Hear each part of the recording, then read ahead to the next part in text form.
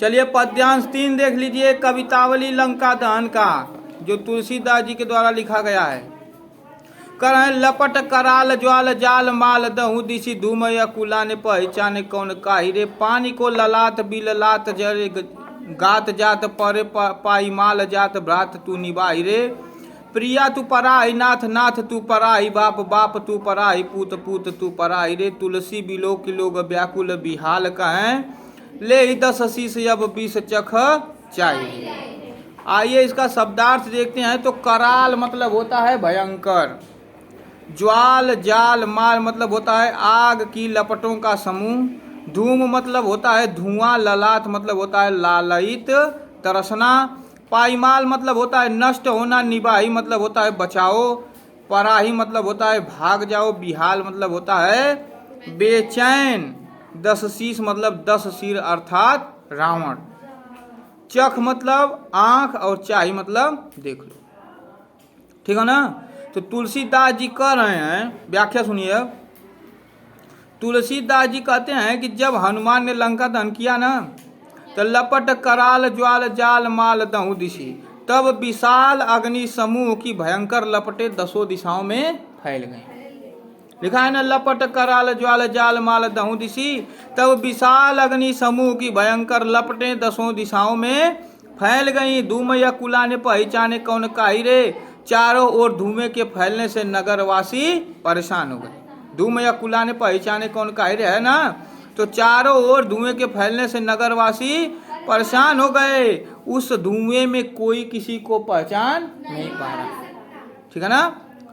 इतने व्याकुल हो गए कि कोई किसी को पहचान नहीं रहा था। ठीक है ना।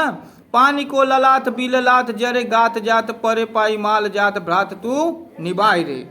ठीक है ना। लोग पानी के लिए व्याकुल एवं ललायित हो रहे थे, सबके शरीर जल रहे थे, सबके शरीर जल रहे थे, सब कुछ नष्ट हो रहा था। वे पुकार रहे थे, हे भाई हमें बचा लो, हे भाई हमें बचा लो।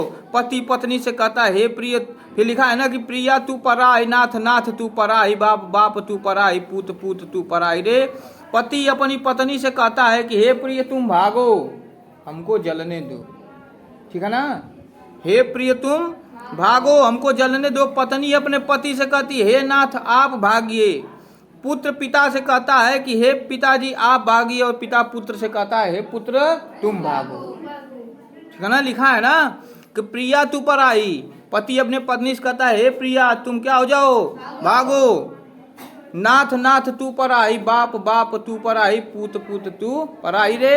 नाथ पत्नी अपने पति से कहती, हे नाथ आप भाग जाइए। पुत्र पिता से कहता है, हे पिता आप भाग जाइए। पिता पुत्र से कहता है, हे बेटा तुम भाग जाओ। ठीक है ना। तुलसी बिलो का लोग व्याकुल बिहाल कहें, ले 10 शीश अब 20 चख चाय रे। तुलसीदास जी कहते हैं, इस प्रकार चारों ओर मचे हुए भीषण हाहाकार को देखकर सब लोग व्याकुल और परेशान होकर रावण से कहते हैं कि हे रावण, ले 10 शीश अब 20 चख चाय रे। अपनी करतूत का, अपना जो तुमने करतूत किया है उसका फल तुम अपनी 20 आंखों से देखो। कितनी आंखों से? 20 आंखों से देखो। क्यों? और अच्छी तरह से देख लो। अब तुम सब सोचोगे 20 आंखें कहाँ से आ गई? 10 शीश था तो 20 आंखें होना चाहिए, नहीं होना तय है, होगा 20 आंख भाई, समझे ना।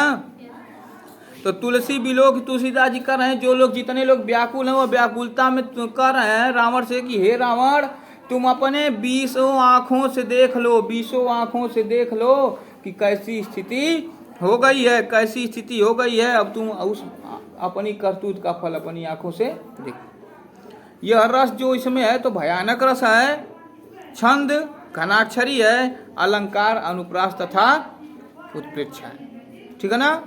एक शब्द है देखिए, पानी को ललाट बिललाट जरे गात गात, इसमें अनुप्रास अलंकार होगा क्योंकि लास्ट में त वर्ण की बार बार आवृत्ति हो रही है, इसलिए यहाँ पर अनुप्रास अलंकार है। इस प्रकार यह पद्यांश 3 समाप्त हो गया।